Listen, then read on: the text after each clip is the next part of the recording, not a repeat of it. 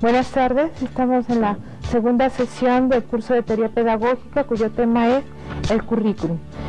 Vamos a hacer una breve síntesis de la sesión pasada, que el tiempo fue extremadamente abrumador con nosotros por la participación de la maestra María Esther Aguirre, tan rica que nos quedaron muchas cosas pendientes, muchas preguntas, y aprovechando su buena voluntad y está nuevamente con nosotros para aclararnos algunas de las cuestiones que quedaron latentes la sesión pasada.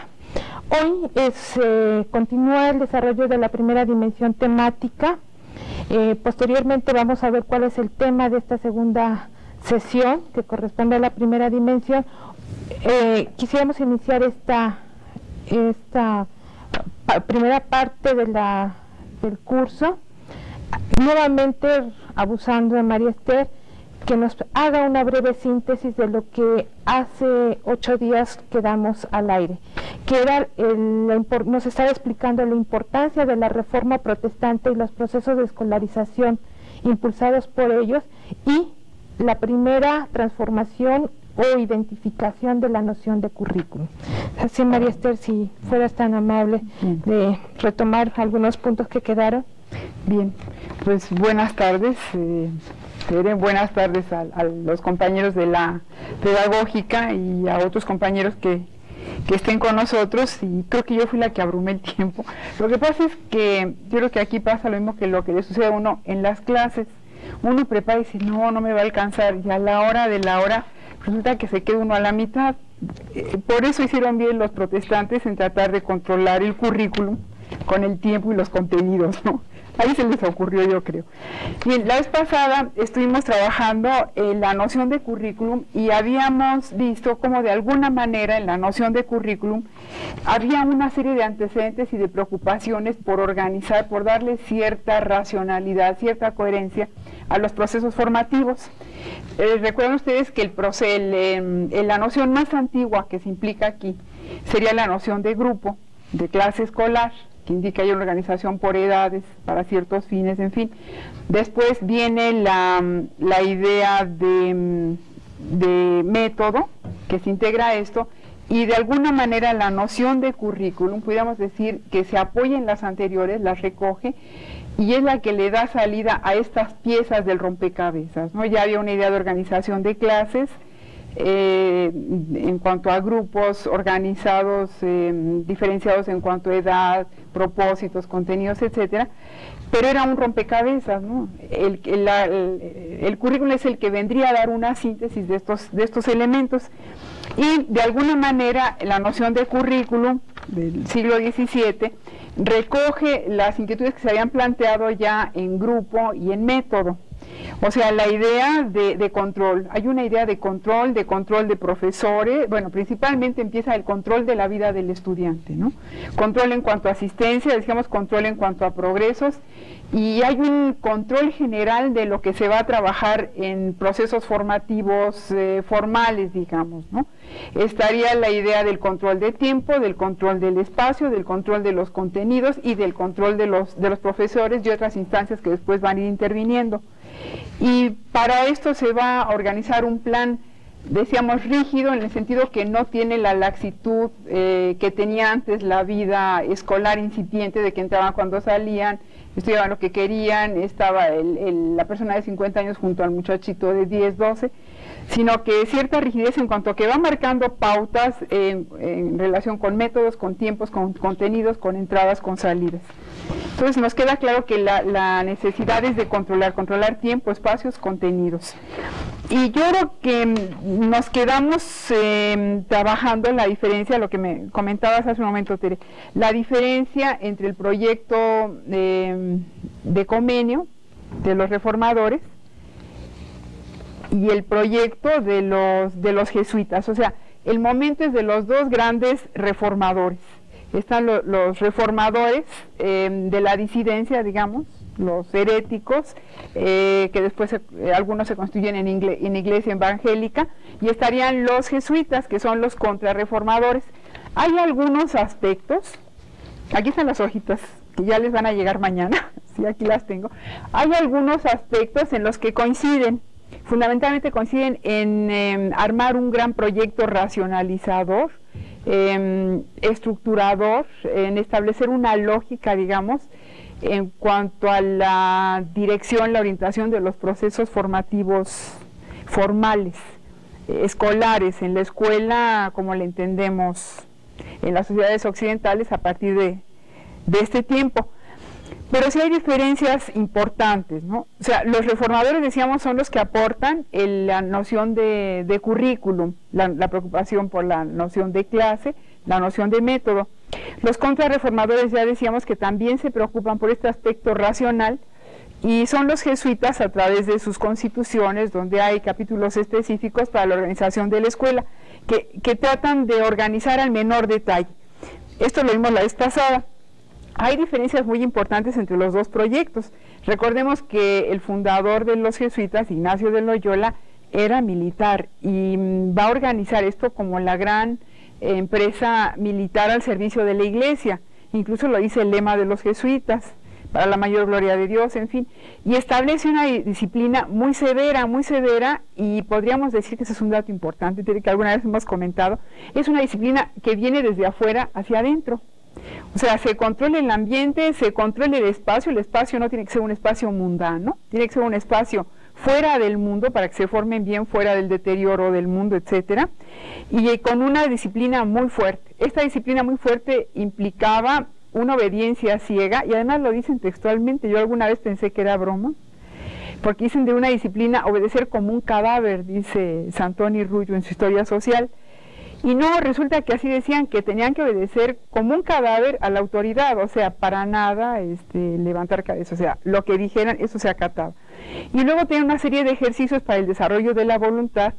Por ejemplo, estar regando todos los días un palito seco, con la constancia de pensar que es una planta, pero nada más por desarrollar la voluntad, sin que hubiera ningún resultado, ¿no? Y había también un sistema de competencia con los pares, los concursos famosos, y un sistema de estímulos de la persuasión. Yo creo que es interesante el hecho de que ellos querían que el alumno se interesara, en eso coinciden con Comeni. Bueno, pero en este sentido yo creo que hay diferencias básicas entre reforma, por llamarla con los nombres de la época, y contrarreforma.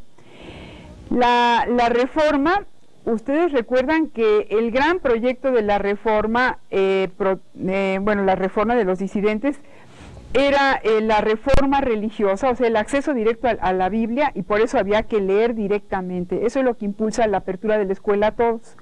Y es una instrucción dirigida a sectores medios, liberales, digamos, burgueses en el sentido de los burgos. No me refiero a una carga ideológica, la gente que habitaba en los centros urbanos incipientes. Y el propósito es de salvación. El que lee la Biblia se salva, porque va a manifestar en su comportamiento esta lectura. La contrarreforma, por su parte, estaría dirigida de entrada a sectores de mando medio, seculares y eclesiásticos, que se irían promoviendo para lograr dirigir la sociedad. O sea, está dirigida a la formación de dirigentes de la sociedad, sean seculares o eclesiásticos. Y la intención de base, pues, es recuperar a los fieles, a la sociedad, para el catolicismo. Esto va a marcar diferencias importantes entre la pedagogía de corte reformador, digamos, desde el siglo XVII, y contrarreformador. Digamos que hay una disciplina más externa en la católica, o sea, es de afuera me controlan hacia adentro, ¿no? Y la pedagogía de los reformadores es de adentro hacia afuera, por una razón muy elemental, porque yo la única forma que voy a demostrar en que estoy en gracia de Dios, que manejo la Biblia y que Dios está conmigo, es a través de mi comportamiento. Entonces nadie me controla por fuera, yo solito. Entonces ahí se va marcando una diferencia importante. Y el otro punto que me parece importante señalar en esta breve síntesis es como de alguna manera en nuestro país hemos tenido, y esto lo sabemos perfectamente todos los mexicanos y los no mexicanos que viven con nosotros en nuestro país, la gran pugna en la configuración del Estado mexicano es la pugna entre los católicos y los liberales. Los liberales decían contra toda corporación religiosa, pero en realidad es contra el catolicismo. Entonces, de alguna manera, persisten estos dos modelos, estos dos grandes modelos, que faltaría trabajar un poco más. Les quería leer, para terminar esta síntesis, encontré en días pasados un texto de Justo Sierra que me llamó la atención por lo vigente en relación con lo que estamos conversando. Dice, al reinaugurar la Universidad Nacional, Justo Sierra, dice: pero ¿cómo queréis poner al mismo nivel una nación protestante en donde la lectura es un mandato de la Iglesia y una nación como la nuestra, en donde 3 siglos de monótona enseñanza del padre Ripalda apenas han arrebatado a algunos centenares de personas de la masa analfabeta? Creo que es un dato muy importante que fortalece, que refuerza lo que veníamos diciendo, porque de alguna manera, por esta necesidad de lectura, los sectores reformadores y después los protestantes, la Iglesia evangélica, la creación de escuelas va a ser mucho más prolífera que entre los países católicos. El desarrollo del sistema escolar es mucho más fuerte y, digamos, temprano que entre los países católicos, y esto lo vamos a ver claramente también en nuestra sociedad mexicana. Entonces, yo creo que esto toca necesariamente la noción de currículum y, bueno, yo sería una apretada síntesis. Solamente una pregunta más, que en tu texto lo había señalado ya al finalizar y con cierta maestría. La introducción y la trayectoria de esta noción de currículum en nuestro país. Ajá. Si tú bien ya has hecho un recorrido en torno a su historicidad, a las prácticas y los agentes que dan origen a este concepto, ahora bien, ¿cómo es que se traspasa o se traslada a la sociedad mexicana y en Ajá. qué momento surge este concepto? Bueno, a mí me tocó participar de alguna manera directamente, tal vez no entendía yo muchas cosas que pasaban por allá por los 70s, pero fue un periodo optimista, ¿no? Cuando ve uno las crisis actuales, yo me acuerdo, no viene al caso, pero me encantaba una publicidad, creo que de Renault, de los coches, donde decía, otra fábrica de coches, decía: los 70s, qué suerte de vivirlos, porque fue un momento de mucha efervescencia, y en este momento es cuando se introduce a un nivel amplio la noción de currículum en nuestro país. Los principios de los 70, y bueno, y parece que a finales de los 60, 68, 69, ya se estaba manejando Bloom. O sea, creo que lo primero que se trabaja en este sentido es la idea de objetivos. Ya el hecho de pensar el proceso de aprendizaje en términos de objetivos concretos, medibles, en ese entonces parecía que era la solución a muchos de nuestras etéreas propuestas. Se empieza a manejar esto, luego viene Gronlund, que también habla de objetivos, y bueno, que si el verbo de tales características y el complemento, bueno, las listas de verbos, por ahí se les estaba buscando y se hacían síntesis entre Bloom y se empieza a manejar por ese tiempo un autor, Ralph Tyler, donde va a empezar a presentar algunas nociones de currículum, con un principio incipiente de lo que sería un enfoque sistémico. Después viene Hilda Taba. Pero lo que me interesa, más allá de lo que después podamos conversar, me interesa marcar es cómo de alguna manera la noción de currículum hacia mediados de los 70 va a desplazar la noción de plan de estudios. Y también aquí hay una pregunta que una maestra nos hacía, me parece que de León, creo que sí, de León, donde decía cuál era la diferencia. De alguna manera la noción de plan de estudios se refería a un listado de contenidos, así se vivía, ¿no? A un listado de contenidos, a un listado de, sí, es la maestra, perdón, es el profesor Eugenio Astorga de Durango. Se veía como un listado de contenidos, unos propósitos generales, posiblemente algún criterio de evaluación, de secuencia, de semestres por cursar y nada más. Y la UAM Xochimilco es la que introduce la noción de currículum.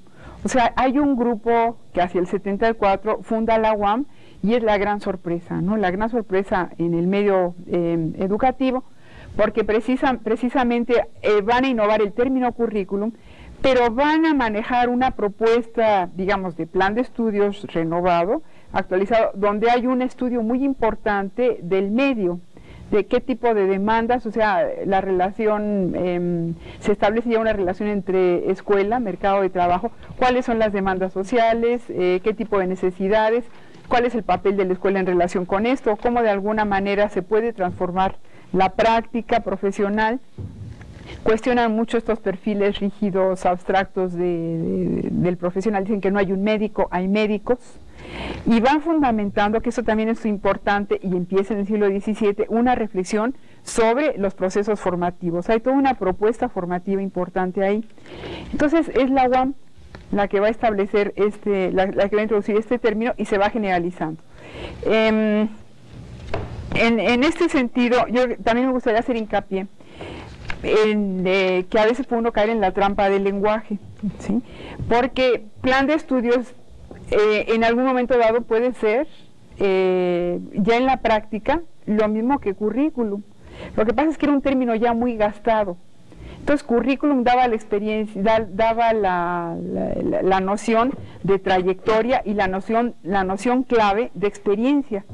O sea, no era solamente los contenidos, sino una serie de experiencias formativas que había que movilizar. Pero si recordamos, eso también estaba planteado anteriormente. O sea, se está hablando de un control del ambiente formativo, de una serie de actividades que han de realizar los alumnos.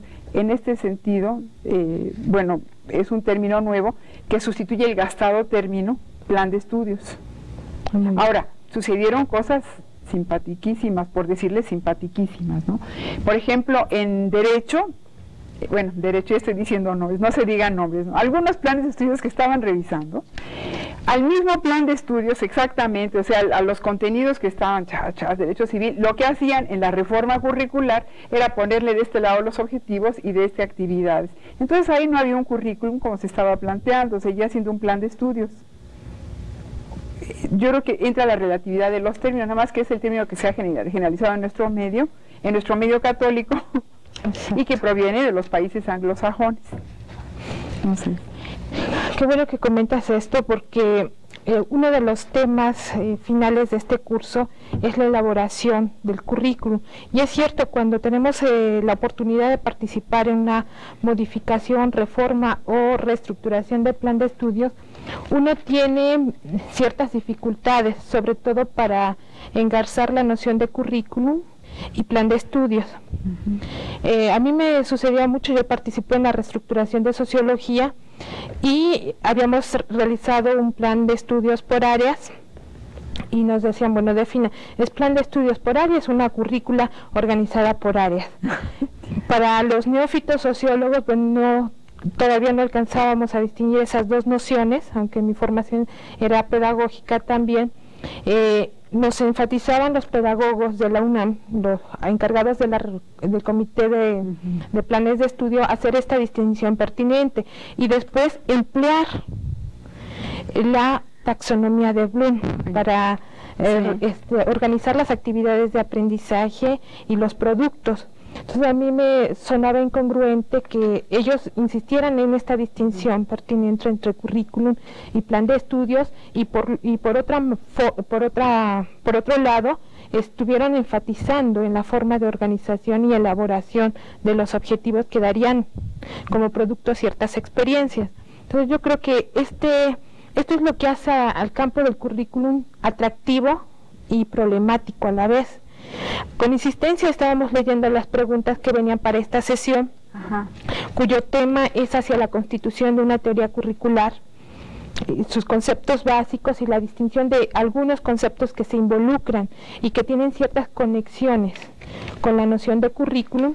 Y había una maestra, creo que sí, en este caso sí es la maestra, donde señala cuál sería, después de este recorrido histórico y de esta segunda sesión, de estas tradiciones en la construcción de un paradigma curricular, cuál sería finalmente una noción de currículum. Si aquí nos permite tanto nuestros compañeros que nos ven en las unidades, como aquí en el CEP, empezamos con esta última participación tuya, el tema de la segunda sesión. Por favor, serían tan amables de pasarnos la pizarra 1, donde se indica el tema de esta sesión, que es hacia la constitución de una teoría curricular, conceptos básicos, relaciones con otras disciplinas y tradiciones curriculares. El objetivo de esta sesión será identificar los niveles, actores y procesos involucrados en la planeación y operacionalización del currículum, así como algunos elementos constitutivos de la teoría curricular. Con esto damos por iniciada la segunda sesión. Hay una pregunta todavía pendiente de tu participación, de la historicidad de la noción de currículum, que me gustaría que abordásemos al final del desarrollo de esta segunda sesión, porque precisamente creo que se engarza con algunas de las cuestiones que se van a plantear aquí, para no romper con lo planeado. Ahora, no sé si ¿cómo verías si se pudieran poner las 3 pizarras anteriores? Porque ahí estaba un poco la noción de currículum que preguntaba la maestra. Sí, podría ser, no sé si pudiesen enviarnos las pizarras de la vez anterior, donde había una noción de currículum. Había 3 pizarras que manejaban la vez anterior para remarcar esto que veníamos trabajando.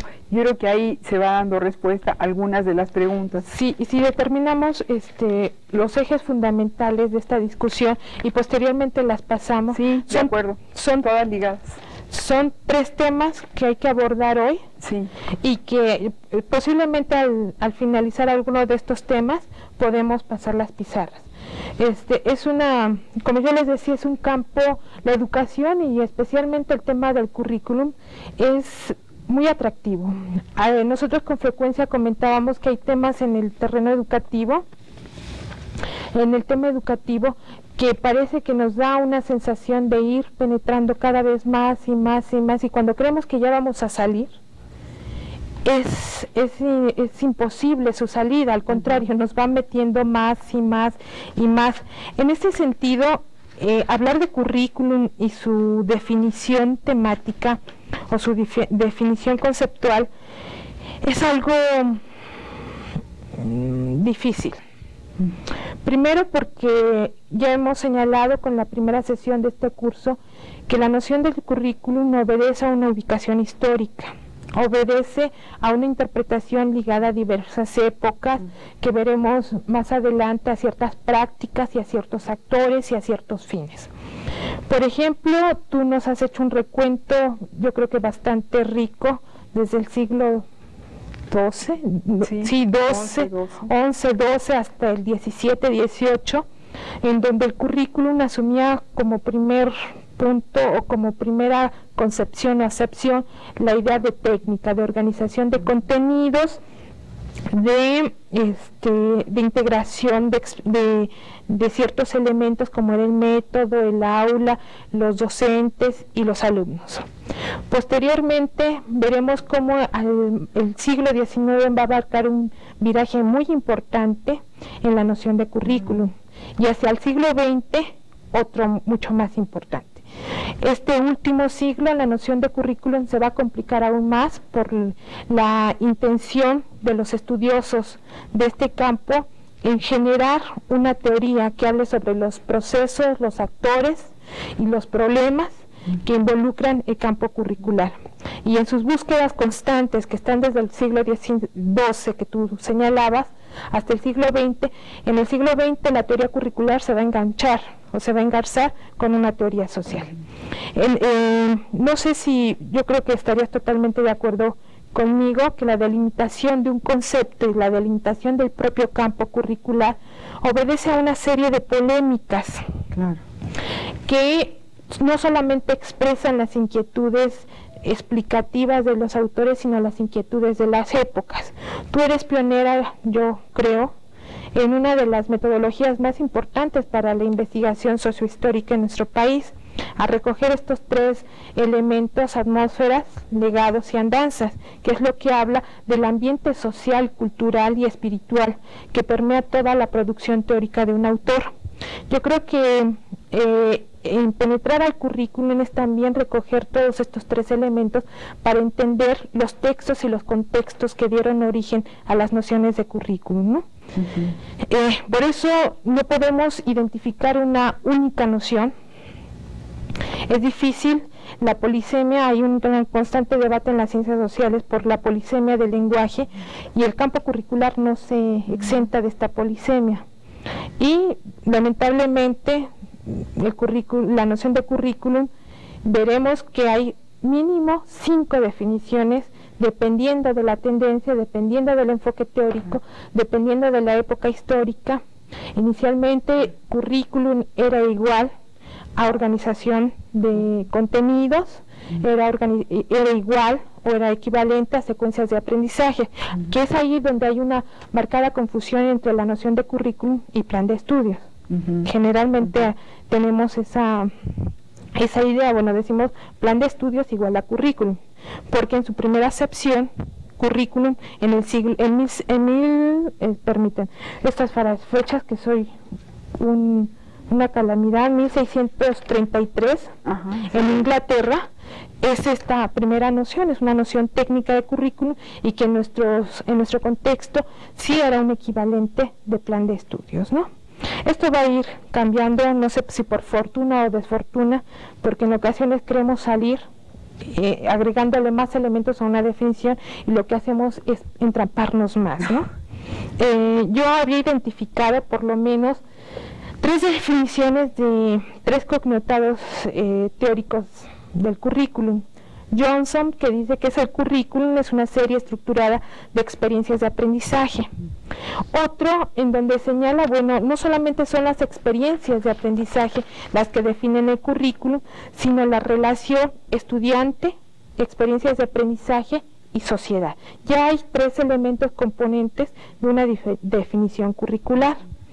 Y otra más que yo creo que es la más completa, la de Stephenhaus, que dice, bueno, el currículum es una serie de experiencias y prácticas y principios esenciales que van a organizar contenidos, secuencias, con fines específicos, tanto sociales como estudiantiles o del propio sujeto a formar. Yo creo que en estas 3 definiciones se ilustra perfectamente que esta noción es el reflejo de los usos y las ideas de la sociedad en que se vive. A mí me parece, hay otra pregunta formidable, espero que esto no les cause confusión, ir intercalando mi exposición con las preguntas que acaban de llegar, porque en ocasiones no tenemos tiempo para darle al finalizar la salida adecuada a estas preguntas, y que además nos evocan en el momento de responder la respuesta. Hay una pregunta que me parece muy interesante y pertinente, que es esta distinción entre investigación histórica del currículum y la investigación curricular. Yo creo que pediría tu apoyo en la primera. Yo creo que hay una vasta experiencia en ti en los últimos años en el campo de la investigación histórica. Y habíamos comentado que en ocasiones este tema se convierte en tan árido porque el currículum, al campo del currículum le pasa como a algunos objetos de la sociología. Quisiéramos estudiarlos sin tiempo, o en el tiempo presente, y olvidar toda la historicidad que dio origen a la problemática. Entonces entendemos solamente un punto de ese gran conglomerado, o de ese gran átomo que constituye cada uno de nuestros problemas. Entonces, a mí se me hace muy importante considerar este punto. Si pudieras apoyarnos. No sé si te refieres, Tere, a la pregunta de la maestra Rosana M. Matula, de León, Guanajuato. Y se puede entender de la misma manera el estudio o la investigación sobre el currículum que la investigación histórica curricular, o son cuestiones diferentes. ¿A esta te refieres?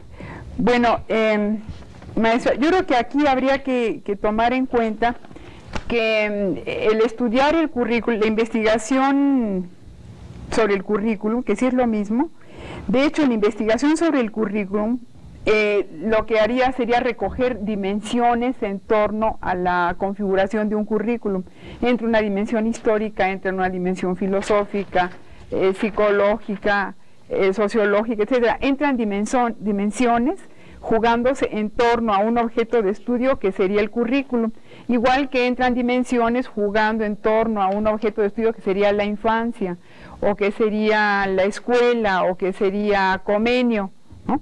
O sea, es el objeto motivo de un enfoque multireferenciado. Entonces ahí solamente como la mirada histórica, cuál es la historicidad del currículum que estamos analizando o estudiando. En ese sentido es diferente de hacer una investigación histórica curricular. Eso implicaría rastrear en un tiempo largo, o sea, no en la modernización reciente, sino en un tiempo largo, cómo se ha ido configurando este espacio a lo largo de este tiempo, cuáles son las necesidades sociales importantes en torno a la formación humana que lo han venido gestando. No sé si sería suficiente. Sí. Yo creo que la investigación ¿cómo señalaba la maestra? Que sí es lo mismo la investigación sobre currículo que la investigación histórica curricular. Yo creo que la primera, un poco agregando a tu comentario, es esta génesis y este conflicto entre actores y elementos integrantes. Este desarrollo institucional de una práctica. El currículum no solamente es una noción teórica, sino que alude a experiencias muy concretas de acción docente, de desempeño estudiantil o de desempeño individual en cierto marco, con ciertos fines específicos y que obedece a ciertas necesidades sociales específicas.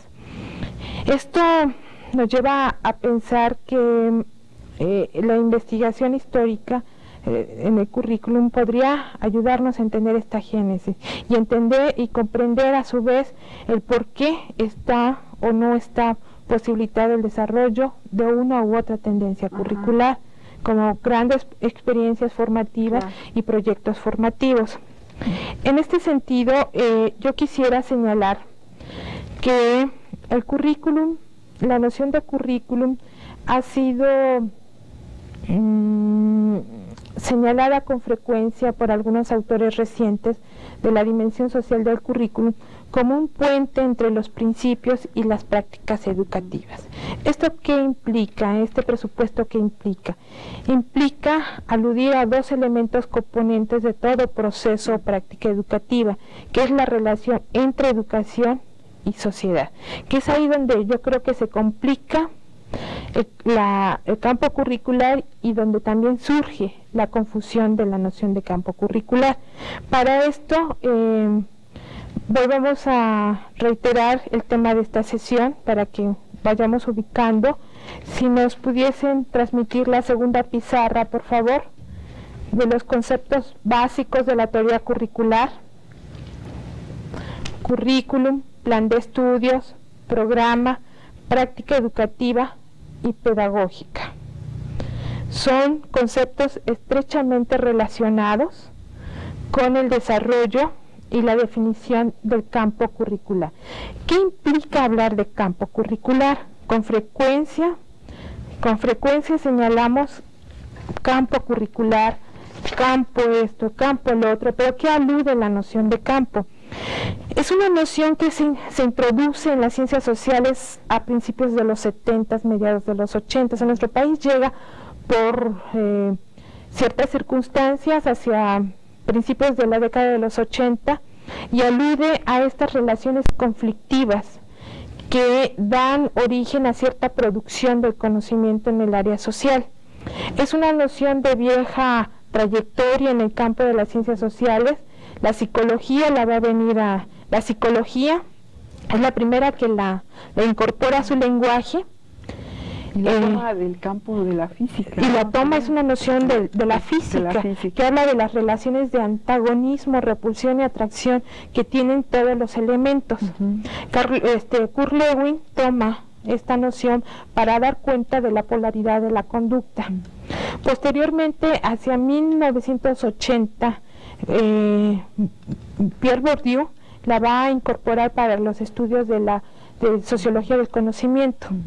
Él va a, como todo sociólogo, no puede dejar afuera analizar las condiciones en que se produce el conocimiento de la ciencia social, la incorpora y esta incorporación es asumida con beneplácito en casi todos los campos sociales, en todas las disciplinas sociales, y es para dar cuenta de esta confusión, antagonismo, atracción y lucha y puntos conflictivos que los sujetos involucrados en una práctica como es la práctica educativa y la práctica curricular asume frente a ciertos procesos. Faltaría ver una reunión de revisión de currículum. Sí. Lo que pasa, cómo se polariza uno y todo. Hacia la sexta sesión vamos a ver cómo se genera una comunidad de teóricos del currículum en nuestro país, cuáles son las dificultades, cuáles son los equipos, quién está trabajando, cómo está trabajando, y veremos que esta noción que yo les explico hoy se va a reflejar perfectamente en la constitución de comunidades dedicadas al estudio de la teoría curricular en nuestro país. Entonces, cuando nosotros aludimos al campo curricular, son estas relaciones de enfrentamiento, conflicto, atracción y repulsión, que la gente o los agentes involucrados en dar cuenta de estos procesos van constituyendo una teoría. En ese sentido, resulta interesante revisar las relaciones que existen entre el currículum y otras disciplinas. El campo curricular alude, por lo tanto, a dos cuestiones básicas. Por ejemplo, alude a los problemas prácticos y a los problemas teóricos. A los problemas prácticos, bueno, están desde los problemas de cómo enseñar, qué enseñar, para qué enseñar y con qué fin enseñar, que ahí la teoría social dirá mucho y dará la dimensión social a la teoría curricular.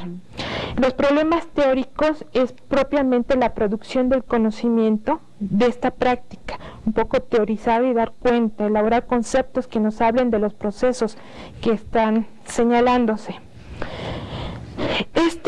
Esta búsqueda de conformarse, además de este campo, un paradigma, una explicación, si no contundente, si aproximada de estas prácticas, hace que los especialistas, veremos como Tyler, los dices de sociología son tremendos.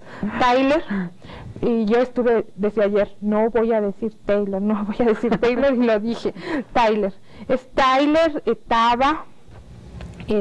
Stabenhaus. También tiene que ver, ¿eh? Sí, también tiene que ver, da origen a toda una serie de procesos y cambios sociales que va a recuperar básicamente Tyler en el terreno educativo.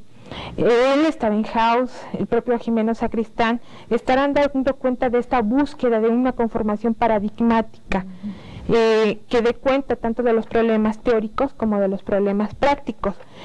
Igual, la noción de paradigma es una noción complicada en el lenguaje de las ciencias sociales, porque no fue una noción hecha para las ciencias sociales, fue hecha para explicar el desarrollo científico de las ciencias físicas, matemáticas y químicas y biológicas básicamente, pero que después, bueno, nosotros en este empeño de los pensadores sociales de incorporar elementos novedosos que nos permitan entender el por qué somos así, incorporamos la noción de paradigma, pero paradigma, si ustedes recurren a la obra de Thomas Kuhn, la estructura de las revoluciones científicas, hay 52 definiciones, es imposible.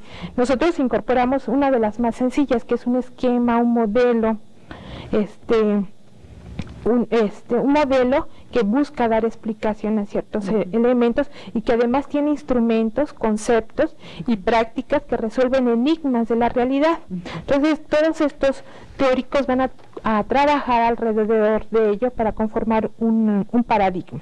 En esta conformación del paradigma, vamos a encontrarnos las constantes relaciones de esto con la teoría social. Yo les decía que había tres momentos fundamentales, podríamos atrevidamente marcar tres momentos históricos que ubican la noción de currículum del 11 al 18, del 18 al 19, que son procesos sociales muy acelerados, lo que le van a dar un nuevo contenido, como lo veremos en la sesión de la doctora Julia Varela, como las transformaciones del 18 y del 19 van a dar un nuevo contenido a la noción de currículum y a su otro par complicado que es la escuela. Hoy abordamos un primer par, currículum y plan de estudios. Con la maestra vamos a abordar currículum y escuela. ¿Cuáles son las distinciones y relaciones entre estos dos conceptos? Y en el siglo XX, currículum y teoría social. Yo creo que si ya Tyler había marcado la necesidad de encontrarse con la psicología del aprendizaje, con la filosofía y con cierta sociología o economía vigente en este momento, a partir del siglo XX, el primer tercio del siglo XX, el espectro se va a abrir. Se va a introducir la historia, la política, la economía y la filosofía. Uno de los textos que está incluido para esta lectura es producto de esta nueva vinculación con estas nuevas ciencias para generar esquemas paradigmáticos nuevos en el campo curricular. ¿Por qué esta constante necesidad de los estudiosos del currículum por introducir la teoría social?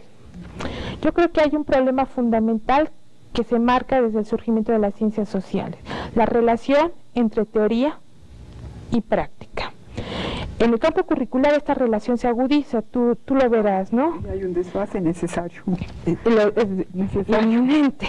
Cuando nosotros estamos en proceso de reestructuración curricular, estamos muy preocupados por entender ciertas nociones claves que vamos a ir abordando a lo largo de este curso, que esa es la teoría, ¿no? Para nosotros esa es la teoría. Y de otro lado, ya cuando el plan se pone a operar, ¿qué pasa con la práctica? Con la concepción de aprendizaje y los resultados de aprendizaje. Entonces, en este campo curricular, la teoría y la práctica se vuelven problemáticas, se vuelven un punto nodal, porque la teoría en este campo es prescripción y en la práctica, en la teoría, es una fuente, ¿no? En este sentido, yo quisiera, nuevamente, yo creo que somos muy mal organizadas, nos faltan ya muy poco tiempo y vamos justo a la mitad de la sesión.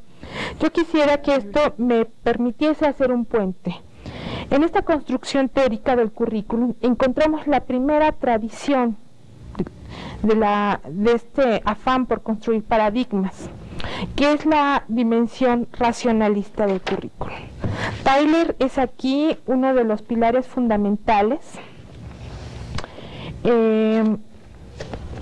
que nos permiten entender por qué y qué contexto surge. Si nos transmiten, por favor, la cápsula sobre los procesos sociales que dan origen a la propuesta de Tyler. Ay, este nombre es muy diferente, muy difícil para mí.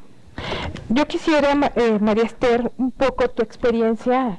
Tyler en nuestro país ha sido muy importante. Creo que todos los estudiantes de pedagogía lo hemos leído en algún momento, en ocasiones con cierto ánimo, en muchas con mucho desánimo, porque además nos contaminaban. Era un autor funcionalista, su teoría del aprendizaje, la cápsula dedicada a procesos sociales. Transformaciones sociales. Transformaciones sociales. Es una cápsula.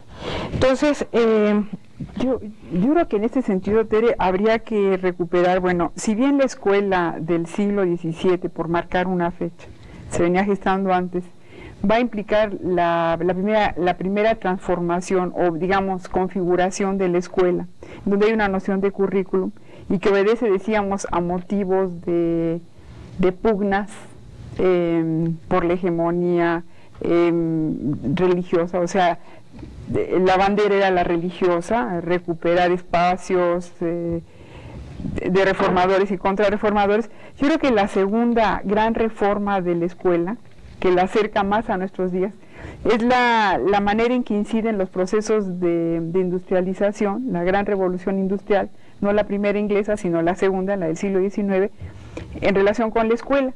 Si antes era importante que la persona supiera leer y escribir para salvarse por motivos religiosos, ahora en el siglo XIX también la escuela se abre a todos, por lo menos como intención. Habría que ver que en los hechos no fue totalmente de esta naturaleza, pero por lo menos como intención, pero no con motivos de salvación, sino simple y llanamente para que no eche a perder las máquinas, ¿no? O sea, tenían que ser alfabetizados para que supieran leer las instrucciones y no fastidiaran la maquinaria de la industria propia de la revolución industrial. Yo creo que desde ahí podríamos rastrear algunos elementos para ubicar cómo surge Tyler en Estados Unidos y de qué manera hace este tipo de propuestas. La cápsula, por favor. Sí, que nos permite, tenemos una cápsula que nos permite para entender un poquito más de dónde surge este currículum racionalizado. Curricular racional.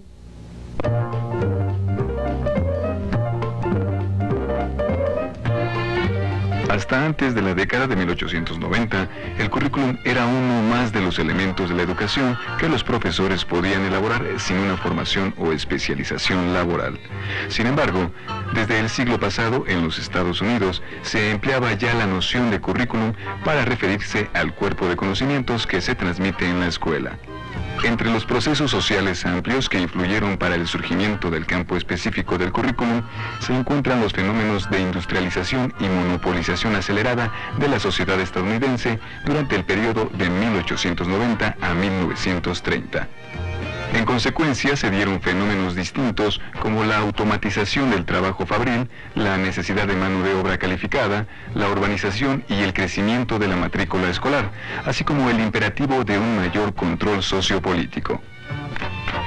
De la misma manera, la nación estadounidense requirió de un sistema educativo nacional capaz de garantizar que toda la población compartiera pautas culturales y valores comunes. Para lograr este objetivo, se implementó una reforma educativa en todos los niveles. Uno de sus fines radicaba en actualizar las currículas de las escuelas públicas estadounidenses e incorporar al país a la nueva fase de desarrollo internacional. En este contexto se impulsa y se forma la obra pedagógica de Ralph Tyler.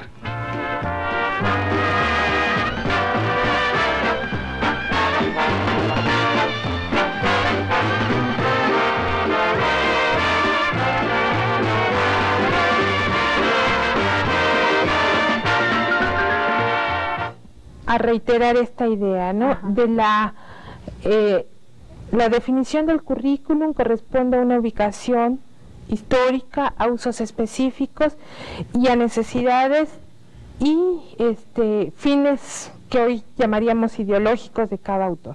Pero yo recuerdo su propia lógica, no sale de la nada ni necesariamente de los 70s en México. Como que habría que entender estos procesos y de qué manera participan autores como Tyler, Taba, toda esta primeros grupos que entran en México, autores pues. En ese sentido, yo creo que la intención no es negar la influencia neofuncional o funcionalista en la obra de Tyler. Oye, ¿por qué no nos explicas la relación que hay entre Tyler y Taylor? Porque se me hace sería interesante para los maestros. De nombres de Tyler y Taylor radica en que ambos se ubican en una propuesta de hacer más eficiente al sujeto, uno en la fábrica y otro en la escuela. Claro. Y coincidentemente estoy en este momento dando un curso de sociología. Y entonces no sería Taylor con T-A-Y-L-O-R y el de los pedagogos es Tyler, T-Y. Y esta eficiencia de los sujetos, claro, búsqueda constante de obtener mayor producto, hace que hacia 1949 su obra se masifique. El momento en que se publica su obra se masifique y encuentre terreno fértil en los Estados Unidos. Recuerden, no solamente eran estos procesos de industrialización y desarrollo urbano que marcaban la obra de Taylor, sino cuántas veces lo escuchamos en nuestros cursos, que es esta competencia con la URSS la que hace que los Estados Unidos vuelvan los ojos a su sistema educativo y den origen a estos formas renovadas. Hacemos una pausa, tenemos una pregunta. Si me las envían, por favor.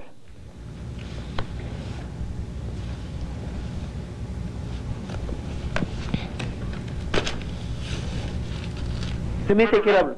Sí. Sí. ¿Está al aire? ¿Bueno? Sí. Buenas tardes. Sí, maestro, adelante, lo escuchamos. Lo escuchamos. No se escucha. Muy bien. Vamos a continuar mientras que restablecemos la comunicación con el maestro. Entonces, esta necesidad de Tyler de... no se escucha todavía. Seguimos. Ahora, hablo aquí de Villahermosa, Tabasco, unidad 271. En base a lo del currículum, quisiera hacerle esta pregunta. ¿Cuál es la intencionalidad que debe tener un currículum escolar? Si bien se sabe que en el siglo XVI la intencionalidad fue la reforma religiosa, y en el siglo XIX el currículum fue para apoyar el desarrollo industrial. Y la otra que también quisiera saber, la respuesta es, ¿cuáles son las bases pedagógicas para que el currículum se moldee en un orden, en una estructura determinada del espacio escolar y social en un lugar y en tiempo específicos? Sí, son esas las dos preguntas, maestro. Saludos allá al coordinador maestro. Gracias. Nada más hay que hacer una precisión. En el siglo XIX no se apoya tanto a la industrialización, sino el siglo XIX es clave para la constitución de los estados nacionales, y la escuela y el currículum precisamente van a apoyar la formación de este nuevo sujeto que requiere el Estado Nacional, una nueva fuerza política, una nueva figura política, donde el currículum precisamente va a tomar en cuenta la formación valorativa del sujeto, no tanto de aptitudes como va a ser en el siglo XX, que sí va a responder a necesidades industriales muy específicas. Al principio, si hoy nos preguntamos, finales del siglo XX, cuáles son las necesidades formativas, van a cambiar totalmente. Va a haber una diversidad, un espectro muy amplio, desde hacer los sujetos más tolerantes, como veíamos con Pedro Ortega, hasta ser sujetos con nuevas capacidades de pensamiento y acción, que han sido transformados no solamente por la introducción de la cibernética o de los sistemas informatizados, sino de la presencia de las realidades virtuales, por ejemplo, que a nosotros maestros no nos cae todavía el 20, que es una realidad virtual, pero que va a transformar. Con el problema del mercado de trabajo, de la colocación de los estudiantes, pues también ahí va a cambiar la relación entre el derecho a la formación y el derecho al trabajo, o sea, claro, habrá que ver por dónde se va. Y esto va a repercutir en la segunda parte de la pregunta, en las formas o las estrategias pedagógicas para formar los nuevos sujetos, y que tal vez va a cambiar la noción de currículum. ¿Por qué no? ¿Por qué no pensar a hoy no solamente como experiencias o como vínculo de comunicación entre actores y procesos? Claro. Hoy podríamos pensar al currículum como un espectro mucho más amplio. Claro. Ahora, hay una cosa más, maestro, que a mí me gustaría, en relación con su pregunta. Cuando usted inquiere por la intencionalidad, ¿no?, del currículum en nuestros días y hacia adelante, yo creo que el hecho de poder entender cuál fue la intencionalidad del currículum hacia el siglo XVII, cuando se gesta la noción, entender qué es lo que pasa en el XIX, qué pasa en el primer tercio del siglo XX con procesos importantes de urbanización e industrialización, y entender qué es lo que está pasando en nuestro momento, nos permite por lo menos ubicarnos y cobrar conciencia de la manera en que se está manejando el currículum y cuáles son los límites del currículum. De alguna manera el currículum responde, es un hecho, es un proceso formativo, pues, que está dado en una sociedad con una historia, con una historicidad, con una forma de pensar, con una serie de demandas, tiene su propia lógica. Yo creo que eso resulta importante para ver por dónde queremos irnos, por dónde queremos construir un currículum y por dónde podemos construirlo, qué espacios curriculares importantes podemos construir. Y un saludo a Villahermosa. Sí. Bueno, nos falta un tema muy importante, que es la constitución de la noción curricular en su dimensión social y pragmática. Sin embargo, me interesa para esta sesión quedar claro la siguiente situación.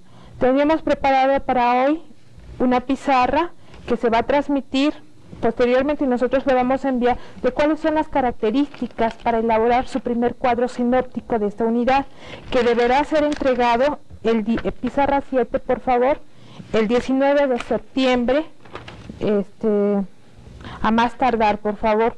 Son diversas las circunstancias que no nos permiten transmitir estos esquemas, pero cada unidad va a recibir una copia de cuáles son los dos esquemas. Para esta primera unidad necesitamos dos esquemas, uno de conceptos fundamentales, que hoy vimos el primer par, currículum y plan de estudio, currículum y escuela.